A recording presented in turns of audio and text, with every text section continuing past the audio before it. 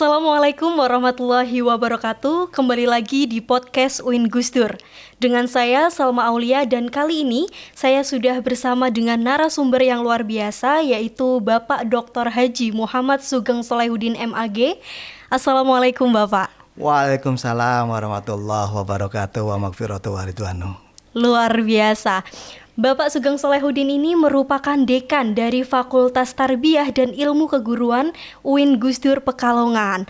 Pak Sugeng, apa kabar Pak? Alhamdulillah, senang ketemu dengan Mbak Salma di ruangan yang sangat indah ini.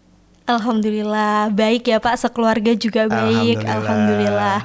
Nah, tentunya sebagai dekan, Pak Sugeng ini memiliki kesibukan yang sangat luar biasa. Bahkan ya, selain menjadi dekan, Pak Sugeng ini memiliki jadwal terbang yang sangat luar biasa ya. Terbukti dengan hadir di podcast ini pun sudah 3 kali ya Pak ya, akhirnya menyempatkan untuk hadir di podcast UIN Gus Dur nih. Kalau boleh tahu nih Pak Sugeng memiliki kesibukan apa selain menjadi dekan Fakultas Tarbiyah dan Ilmu Keguruan? Iya Mbak Salma, memang semua orang atau dosen yang diberi tugas tambahan sebagai dekan itu memiliki jadwal yang sangat ketat dan padat. Terutama kalau ada surat tugas dari Mas Rektor, itu mesti saya harus menjalankan. Dan kebetulan di tahun awal 2023 ini surat tugas yang dari Mas Rektor banyak sekali. Dan itu yang saya kira 50% dan 60% dari aktivitas saya di kampus lebih kepada untuk memberikan pelayanan dan meningkatkan kegiatan-kegiatan program-program yang ada di Fakultas Tarbiyah dan Ilmu Keguruan. Selain itu, saya juga sebagai asesor Badan Akreditasi Nasional. Ada tugas tambahan di luar kampus yang tentu ini dengan seizin pimpinan. Kalau ada tugas yang pokok dari pimpinan, tentu pimpinan lembaga yang harus kita dahulukan. Sementara yang mengasesori akreditasi lembaga pendidikan, ya kita jadikan yang kedua. Namun itu pun tetap mengikat. Butuh waktu khusus untuk bisa bekerja fokus. Satu, untuk akreditasi sebuah lembaga perguruan tinggi, satu prodi itu butuh mengkoreksi 2 hari 2 malam. Dan itu yang cukup sangat menyita waktu. Selain itu, tuntutan di masyarakat. Walaupun bagaimana di masyarakat bahwa kita tahu dosen UIN Kiai Haji Abdurrahman Wahid harus banyak berkontribusi. Maka saya pun dipercaya menjadi ketua takmir seumur hidup. Tidak ada atau belum ada yang mau menggantikannya. Kemudian kepala TPQ dan Madin. Jadi itu pun walaupun hal yang kecil, lembaga kecil tetap harus diopeni, harus dipantau, harus dikawal per detik. Sehingga kegiatan-kegiatan yang lain itu belum keluarga harus diperhatikan. Ada yang kuliah di luar kota, ada yang si kecil. Nah itu juga butuh perhatian yang luar biasa. Baik, berarti tidak hanya sibuk di lingkup kampus, tetapi juga di masyarakatnya tetap memiliki kesibukan yang sangat luar biasa padatnya. Pak Sugeng, seperti yang sudah kita ketahui nih Pak, bahwa UIN Gus Dur saat ini sudah membuka penerimaan mahasiswa baru. Dan kemarin itu sudah terlaksana SPAN PTKIN tahun 2023. Tentunya masih banyak sekali mahasiswa baru yang ingin memilih di UIN Gus Dur, dan tentunya ingin memilih dari Fakultas Tarbiyah dan Ilmu Keguruan nih. Kalau boleh tahu nih, jumlah dari mahasiswa Fakultas Tarbiyah dan Ilmu Keguruan UIN Gus Dur itu ada berapa Pak?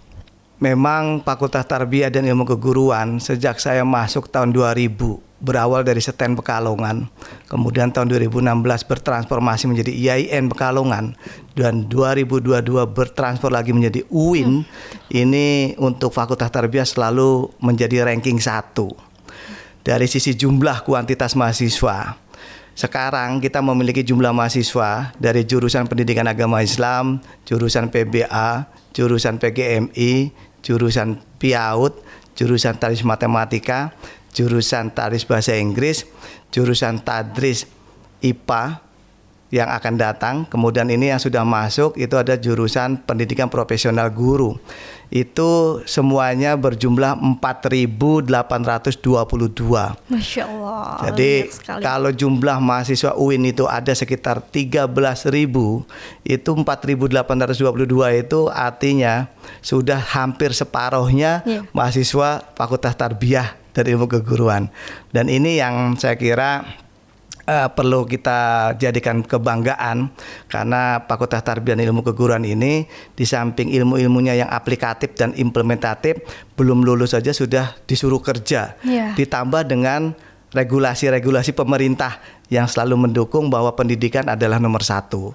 Gitu, wah luar biasa sekali ya Pak.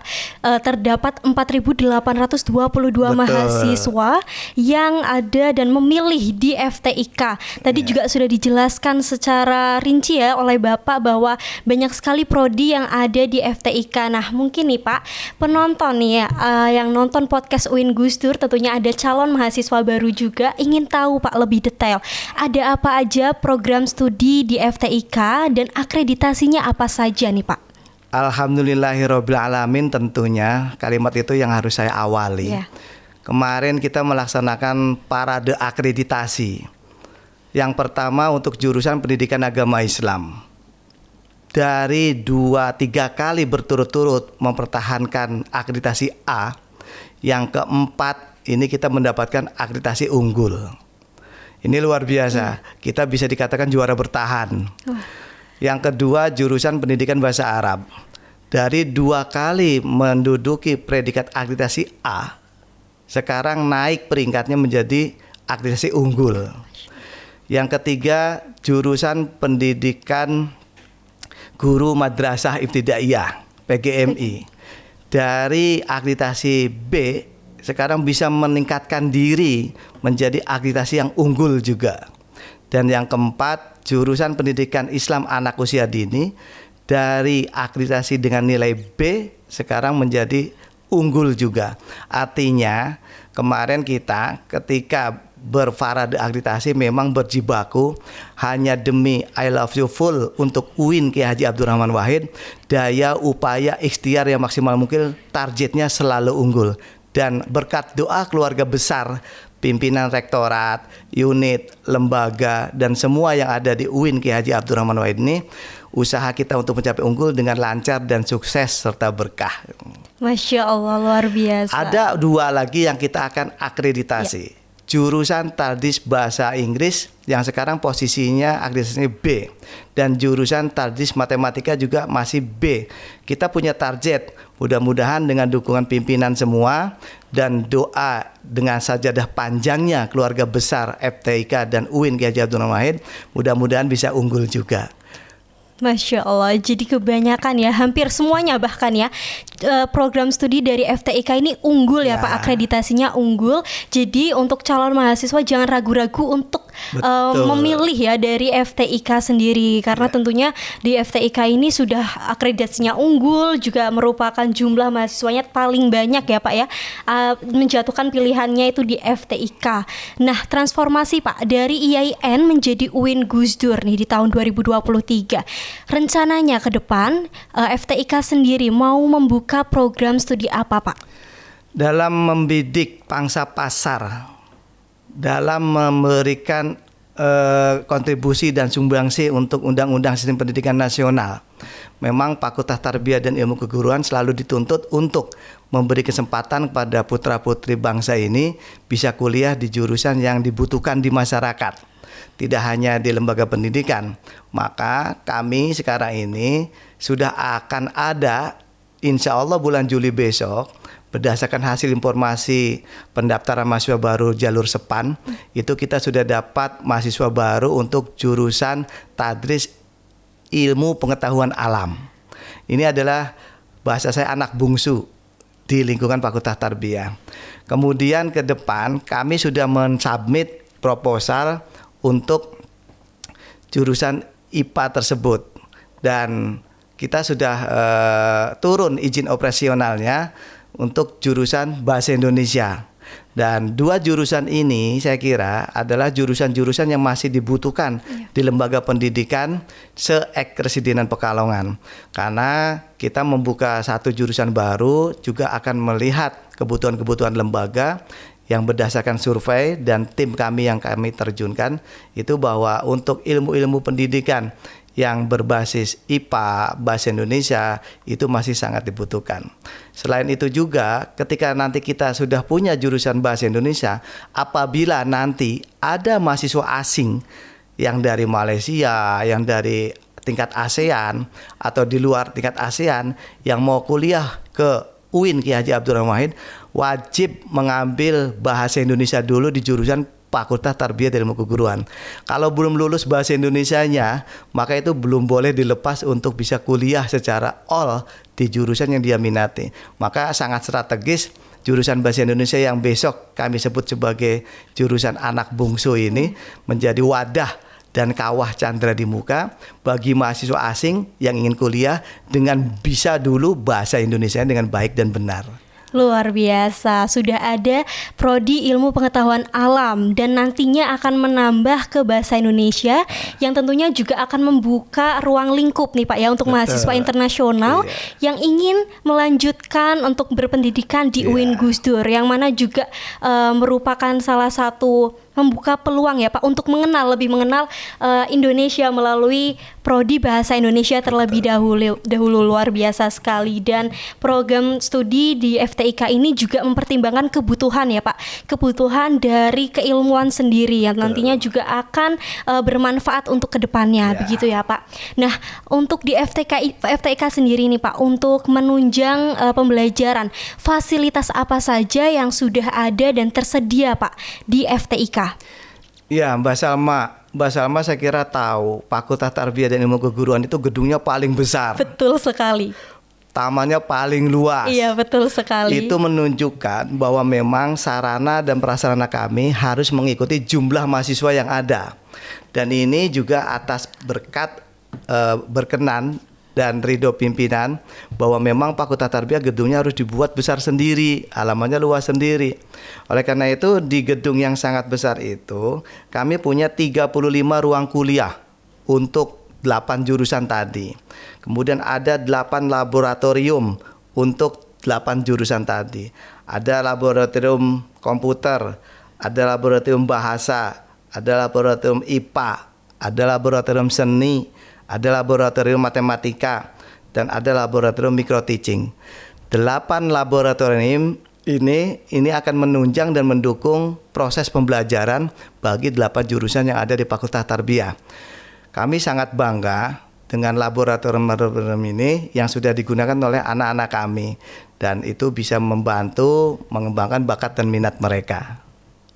Baik, berarti tidak hanya ruang kelas, tapi juga difasilitasi laboratorium yang mana itu akan lebih mengasah kemampuan diri ya Pak ya. Nah, tadi sudah ada fasilitas ruang kelas, kemudian juga saya pernah Pak ke FTIK, sering ke FTIK, dan di FTIK itu setiap lantainya ada musola. Yang mana musolanya itu juga terdapat fasilitas mukena, kemudian sajadah dan lain sebagainya, itu sangat luar biasa. Kemudian juga toiletnya bersih dan lain sebagainya. Nah, untuk calon mahasiswa baru tentunya akan bertanya Pak, kalau semisal nih saya mendaftarkan diri di FTIK dengan fasilitas yang sangat luar biasa, ditunjang lagi ada laboratorium, nah nantinya ketika saya menjatuhkan hati nih di FTIK, kira-kira akan mendapatkan peluang kerja yang seperti apa nih Pak arahnya? Iya, ada satu hal yang ingin saya sampaikan juga, bahwa setiap lantai 1, 2, 3, 4 itu kami sudah hotspot area yang sangat kuat sinyalnya. Ini membantu mahasiswa untuk googling, untuk searching, tidak hanya mendapatkan informasi peluang-peluang kerja yang sifatnya monoton, yang kami kadang lebih kalah cepat timbang informasi-informasi yang di dunia maya. Maka dengan fasilitas wifi, hotspot area yang sangat kuat di setiap lantai itu, kami punya harapan pada anak-anak kami itu bisa berpetualang secara intelektual ke dunia kerja yang dia minati. Untuk sementara kami selalu memberikan informasi-informasi peluang untuk bekerja itu pada anak-anak kami lewat informasi yang ada kami sebut di Tarbiyah Rumah Kita. Itu ada satu medsos yang kami kelola dengan sebutan Tarbiyah Rumah Kita, dan disitulah semua informasi kami bisa berikan kepada mahasiswa-mahasiswa.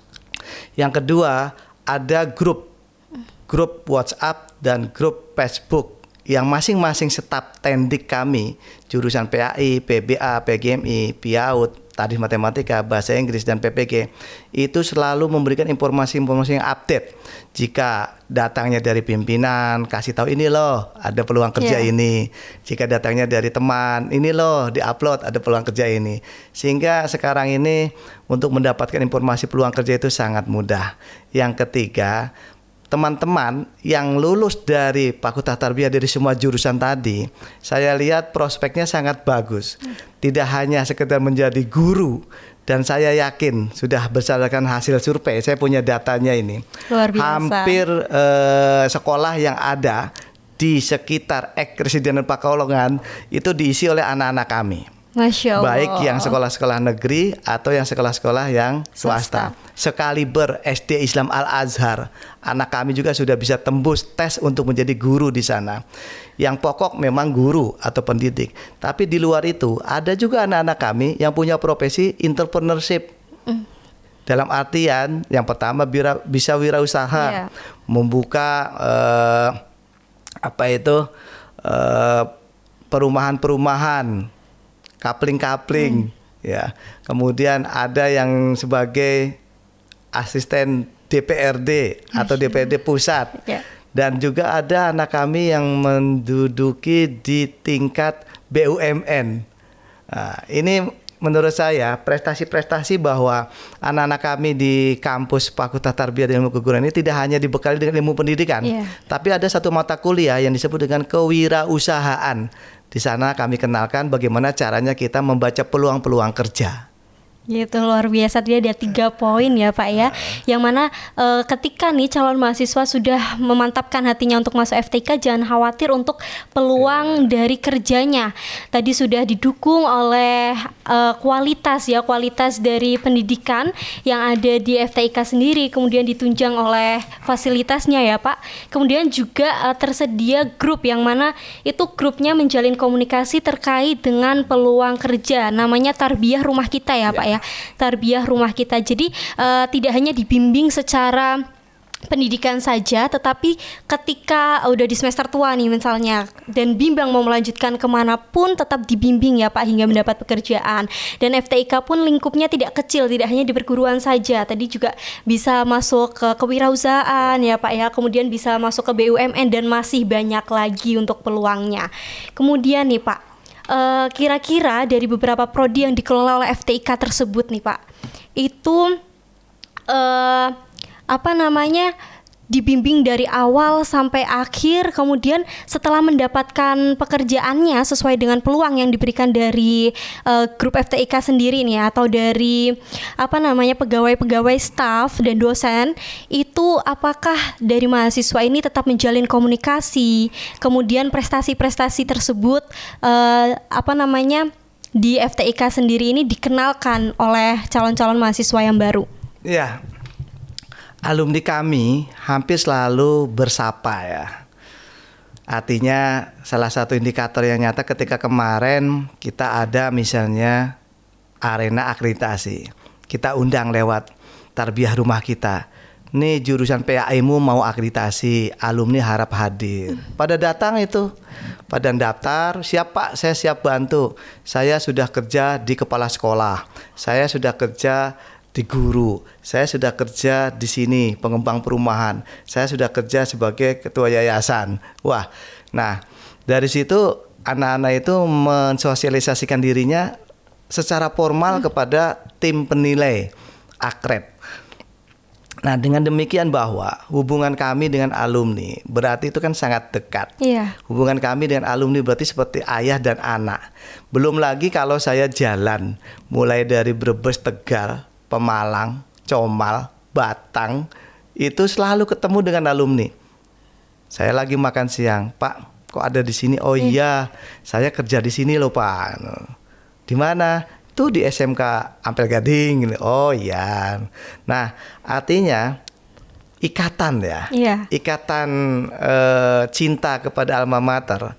Alumni itu bangga bahwa ketika sudah lulus jadi apapun, ketemu dosennya itu Assalamualaikum Pak Sugeng, kenalkan saya murid Bapak tahun sekian, tahun sekian.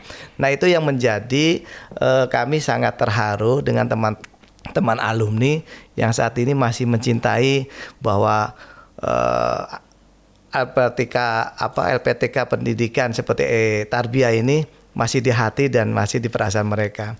Mereka kadang kaget, Pak, sekarang kampusnya sudah pindah ya? Iya. Kamu coba main. Iya Pak, saya lihat di YouTube-nya aja udah bagus sekali, nggak kebanjiran lagi. Iya. Fasilitasnya bagus, gedungnya bagus, tamannya bagus. Nanti saya kapan-kapan selfie-selfie di sana ya Pak. Nah itulah celoteh-celoteh anak-anak kami yang sudah pada alumni. Kami memang didik betul, kami memang dampingi betul. Anak-anak itu biar jiwanya sehat, raganya sehat, sehingga menjadi anak-anak yang soleh-soleha. Masya Allah, luar biasa nih, berkat dari doa-doa para dosen ya, hingga jajaran-jajaran FTIK akhirnya melahirkan para generasi yang mana memiliki prestasi. Betul. Kemudian bisa mensosialisasikan ilmunya ya Pak ya kepada adik-adik generasi di bawahnya ya, luar biasa. Lalu Pak, apa upaya yang dilakukan oleh pengelola prodi FTIK agar lulusannya ini mendapatkan dunia kerja, baik yang sesuai dengan ranahnya ataupun yang tidak? Tadi kan bisa dijelaskan oleh Bapak ya bahwa FTIK ruang lingkupnya sangat luas, tidak hanya di perguruan saja nih. Nah, upaya yang dilakukan oleh pengelola program studi ini apa Pak? Kami yang diberi amanat selalu setiap hari, setiap malam itu berpikir untuk masa depan anak-anak kami. Di antaranya ketika anak-anak kami di akhir studi, kami ada program advokasi, mendampingi baik secara akademiknya, progres bimbingan skripsinya sampai akhir itu kira-kira ditarget berapa bulan lagi selesai. Jadi kami tahu persis mereka yang terkendala bidang ekonomi, bidang sosial, ada masalah di keluarganya, kami tahu persis.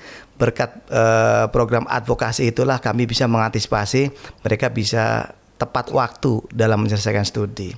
Yang kedua, kami juga bekali mereka dengan soft skill, dengan program-program yang memberikan penguatan-penguatan ketika mereka nanti lulus, apa yang akan mereka siapkan dari ilmu yang sudah diperoleh dari Fakultas Tarbiyah. Ilmu secara formal sudah Anda kuasai. Di dunia luar sana banyak peluang, namun Anda dikira nggak punya ilmu itu. Kami coba dekati dan kami coba pahamkan. Coba, siapa tahu dulu saya misalnya, cita-citanya saya sebagai ABRI, pengen jadi ABRI banget. Nyatanya sekarang jadi dosen. Nah ini kan antara harapan dan kenyataan kadang tidak ketemu. Itulah yang saya pahamkan kepada anak-anak lewat program soft skill.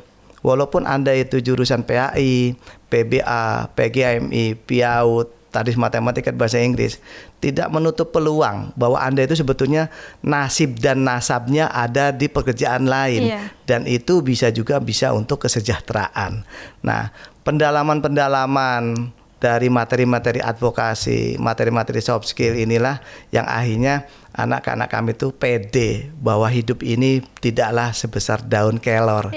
Hidup ini adalah sebuah lapangan yang sangat luas, sebuah gelanggang yang sangat besar, sehingga harus selalu dimasuki dan dicoba. Baik, terdapat 2 program ya Pak yang menjadi upaya saat ini, yaitu program advokasi yang tadi membimbing ketika mahasiswa terdapat masalah ataupun bingung nih arahnya mau kemana, bisa menjadi problem solvingnya ya Pak ya, menghubungi dari advokasi. Kemudian yang kedua juga program soft skill, jadi tidak hanya kualitas akademiknya saja yang ditingkatkan, tetapi juga soft skill dari mahasiswanya juga ditumbuhkan gitu. Nah, kemudian apakah mahasiswa itu juga dibekali pelatihan khusus Pak untuk mengembangkan teori keilmuannya? Ya, sesuai dengan jurusannya ya Mbak Salma ya. Ya, pendidikan agama Islam, pendidikan bahasa Arab, pendidikan guru MI atau guru PIAUD, atau matematika dan bahasa Inggris ini kan kita bekali dengan praktek-praktek mengajar. Kita godok dulu mereka dengan mata kuliah micro teaching itu. Ini pelatihan yang pokok di internal. Di luar itu kami juga melakukan pelatihan-pelatihan yang bekerja sama dengan Siameo. Siameo itu sebagai lembaga internasional di bidang jurusan tertentu untuk Fakultas Tarbiyah. Misalnya PAI, PBA itu dengan bahasa Inggris ya. Itu bekerja sama dengan Siameo di bidang pelatihan bahasa. Kemudian yang jurusan PGMI itu Siameo dengan berbasis media pembelajaran. Kemudian yang jurusan PIAUD itu berbasis Siameo, pelatihan-pelatihannya memberikan tentang anak usia dini. Kemudian yang matematika itu juga ada pelatihan-pelatihan dengan Siameo yang khusus bidang matematika. Nah, kami sudah coba kemarin ketika kuliah kerja lapangan, agar kuliah kerja lapangannya bermanfaat, tidak hanya kolo-kolo lungo kotombak. Kepanjangannya apa ya, KKL? Kembangnya KKL, anak-anak ada memplesetkan kolo-kolo lungo. Ini kami sudah coba sejak kerjasama dengan beberapa kitab Siameo yang ada di Asia Tenggara itu. Matematika itu KKL-nya harus masuk ke Siameo Sikim. Itu satu Siameo yang memberikan pelayanan pelatihan bagaimana membuat media pembelajaran matematika, bagaimana membuat materi matematika, dan itu nanti didukung menjadi surat keterangan pendamping ijazah SKPI. Jadi kolo-kolo lungo itu sekarang sudah hilang gitu dengan adanya kerjasama itu. Kemudian yang PIAUD, kita bekerjasama dengan Siameo Sisep. Itu kita ke sana KKL-nya. Kemudian di SISEP itu ada media-media pembelajaran untuk anak usia dini. Ada cara membuat alat-alat bagi guru yang mau menyiapkan pembelajaran. Nah, itu juga jadi berkembang. Yang bahasa anak kami itu pernah dilibatkan untuk lomba menjadi guru dari UIN yang bisa mengajar di luar negeri. Thailand, sekolah Indonesia di Thailand, dan dengan mendapatkan pelatihan ya tadi bersama KKL itu dia dilatih bagaimana untuk menjadi guru internasional yang ada di sekolah Thailand, berhasil lulus dari 30 peserta luar negeri. Nah, ini saya kira sangat bangga dengan anak yang bisa tembus internasional menjadi guru sekolah Indonesia di Thailand itu selama 1 bulan. Nah, saya kira pelatihan-pelatihan yang seperti itu adalah pelatihan-pelatihan yang tidak hanya bersifat lokal loh ya, sifatnya internasional ini, karena Siameo yang ada di FTIK itu sudah memiliki pusat-pusat kantor internasional di Asia Tenggara. Jadi anak yang sudah mendapatkan sertifikat dari pelatihan Siameo itu, maka itu akan menjadi gengsi ya, bergengsi besar. Dan itu sertifikatnya tidak hanya sertifikat ditandatangani oleh Dekan Tarbiyah, tapi ditandatangani oleh Direktur Board Members Siameo se-Asia Tenggara.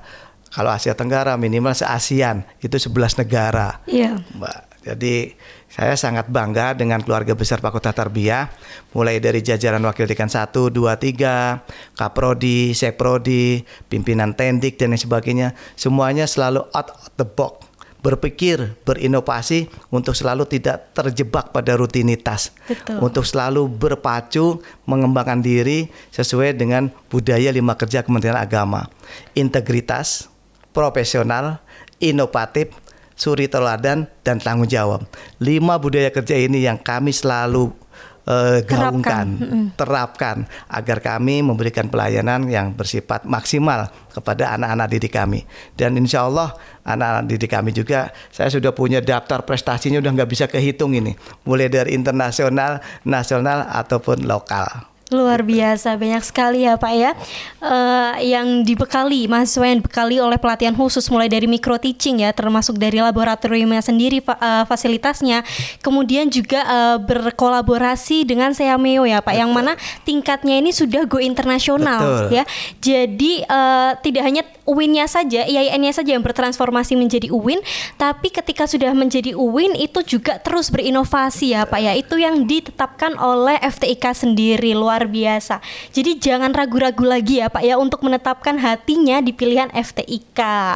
Kemudian nih Pak, adakah pengelola prodi dan fakultas yang melakukan pendampingan kepada fakultas alumni di alumni? Ya, Kaprodi, Sekprodi memang itu gardan terdepan ya, gardan terdepan untuk selalu mengawal alumni. Kami punya pola kerja ketika wisudawan yang mungkin akan diwisuda bulan April besok gitu ya, itu kita sudah sodori satu form, baik secara manual atau secara aplikasi. Mereka disuruh ngisi, sehingga data alumni itu yang kami punya sudah sangat lengkap. Nah, dari data-data itu, sehingga nanti ketika mereka sudah wisuda itu kan kadang mereka sudah euforia ya, sudah lulus sambil lemparkan toganya. Betul. Tapi jangan lupa bahwa data mereka itu masih kami simpan, masih kami save. Suatu saat kami butuh, kami panggil gitu. Nah, itu salah satu kaprodi sekprodi kami dalam upaya menjaring data alumni. Selain itu juga data ini nanti secara otomatis masuk ke tadi yang disebut dengan aplikasi Tarbiyah Rumah Kita. Nah, kalau sudah rumah kita itu nggak boleh pergi dan nggak boleh minggat, itu harus selalu ada di dalam rumah. Iya, betul. Karena rumah itu kan ada ayah, ada ibu, ada anak-anak, ada kakek, ada nenek. Satu komponen keluarga yang sangat erat dan itu tidak boleh saling putus silaturahmi.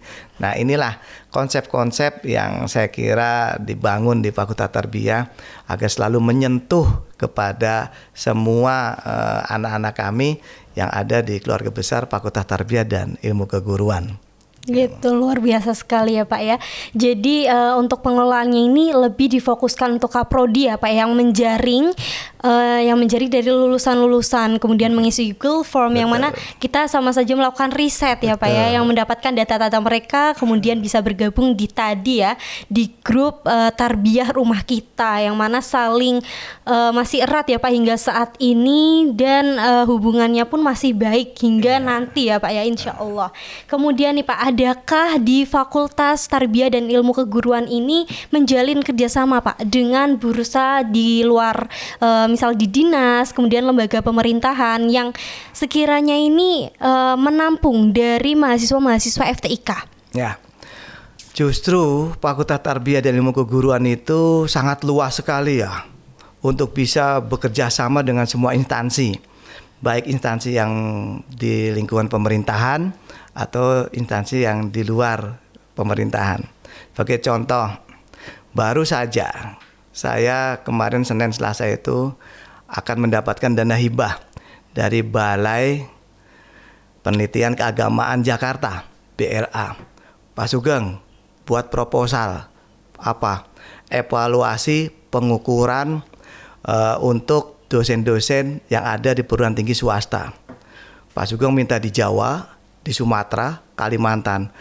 Ini salah satu bentuk implementasi dari kerjasama dengan lembaga yang saya kira ini bukan lembaga pemerintahan yang langsung Kementerian Agama ya, tapi kaki-kakinya Kementerian Agama kan, BLA Jakarta itu. Kemudian juga dengan Siameo yang tadi sebutkan. Awalnya hanya Siameo kitab matematik, tapi ketika kita lakukan pendekatan bahwa adakah Siameo kitab untuk PAI, bahasa, anak usia dini, guru MI, dan matematika, dan lain sebagainya. Oh ada Pak. Maka kami dengan gerak cepat, karena siapa cepat dia dapat, prinsip hidup saya itu, maka kita dapat juga hibah dari mereka. STEM camp, kita nggak punya uang, mau ngadakan pelatihan guru-guru, dikasih hibah. Pilih hotelnya di mana, kita ambil hotel yang mewah gitu. Guru-guru kita undang, alumni kita undang. Ini loh kerja bapak-bapakmu, dapat hibah. Kamu pulang ditransporti, tidur di hotel. Kan jarang-jarang. Iya, betul sekali. Tidur di hotel itu buat alumni. Nah, kemudian kita juga bagaimana caranya biar dosen-dosen itu punya kegiatan lebih, tidak hanya ngajar pokok. Jadwal Senin sampai Sabtu mengajar di kelas reguler. Kami juga dapat hibah dari Google Orchid setiap tahun. Yang pertama kami dapat hibah 195 juta. Tahun kedua 2022 kami dapat hibah 90 juta. Nah, ini kami lagi ngusulkan lagi agar dapat. Karena sesuai dengan laporan tagihan-tagihan oleh Google Orchid itu, alhamdulillah kami dianggap baik dan bagus dalam memberikan pelatihan kepada alumni, kepada guru-guru yang ada di Keresidenan Pekalongan. Jadi fakultas selalu menjalin kerjasama, di mana ada peluang, disitulah kita harus gerak cepat. Di antaranya yang tadi kita contohkan dengan BLA Jakarta itu. Luar biasa. Jadi masih banyak ya Pak ya. Itu hanya yang tadi disebutkan. Di luarnya pastinya lebih banyak ya Pak. Tidak hanya BLA saja, tidak hanya apa tadi Pak, Siameo. Ada Google Orchid. Dan masih banyak lagi ya tentunya Pak. Tadi kan juga Pak Sugeng ini sudah memberitahu nih, nge-spill sedikit terkait bahwa mahasiswa FTIK ini sangat banyak yang berprestasi. Betul begitu ya Pak ya? Nah, boleh dong Pak dikasih tahu contohnya nih dari mahasiswa yang berprestasi yang sesuai dengan disiplin keilmuan yang ada di FTIK. Siapa saja nih kira-kira? Iya, ini saya harus mulai dari mana ya? Datanya itu yang internasional, prestasi internasional itu ada Mas Salman, ada Mas Nurholis, Mas Ilman, Muhammad Irfan, kemudian Ahmad Arfani dan Nurholis. Ini semuanya menjuarai prestasi internasional di bidang seni, di bidang seni internasional. Kemudian ada Mbak Silvi kalau tidak salah ya, ini sebagai juara satu lomba guru internasional yang kemudian dikirim ke Sekolah Indonesia Thailand itu selama 1 bulan. Mbak Irma ya ternyata. Luar biasa. Itu kan kalau mahasiswa ujung-ujung mau ke Thailand kan susah juga betul. Itu. Untung jadi juara prestasi, jadi bisa naik pesawat terbang, bolak-balik. Gratis ya Pak Gratis di sana. Semua sudah ditanggung. Bahkan dapat honor di sana. Nah itulah prestasi yang internasional. Saya lupa namanya.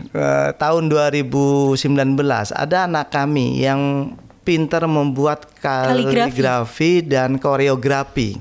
Itu ketika pemilihan presiden Amerika, itu koreografinya nomor 1 juga. Diperlombakan dan kemudian juara. Dan itu biasa. Menjadi corong kampanye dari salah satu presiden Amerika, memakai karikatur anak kami. Cuma saya lupa namanya itu. Sampai tadi saya cari-cari siapa ya.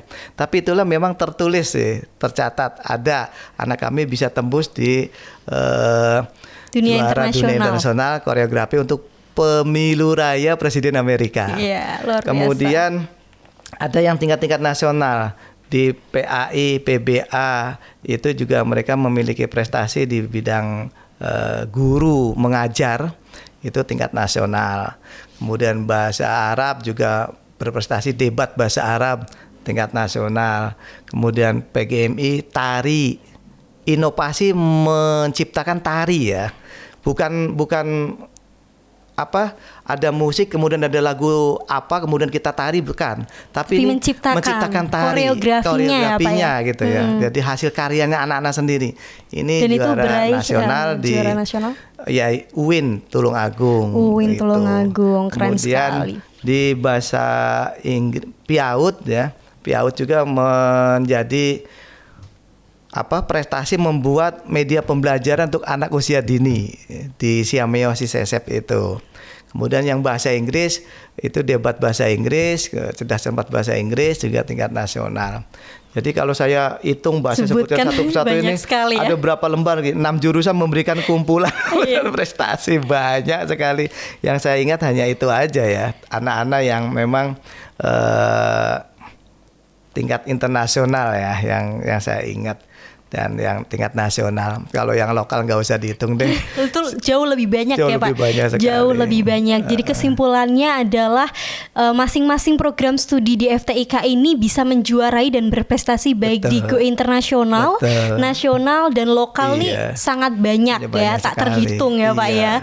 Nah, tak terasa nih Pak. Tadi kan kita sudah membahas banyak sekali ya Pak, mulai dari profil fakultas FTIK sendiri, kemudian kita juga sudah mengulik secara detail dari program studi yang ada di FTIK, prestasi-prestasi dari mahasiswa. Nah, tak terasa Pak, ini kita sudah masuk di penghujung acara nih Pak, di penutupnya di podcast UIN Gus Dur. Tapi kapan lagi ya di podcast UIN Gus Dur cuma yang ngasih challenging nih untuk para narasumber ya, untuk pantun Pak. Jadi kita tuh ada pantun yang mana kita sama-sama men-challenging nih.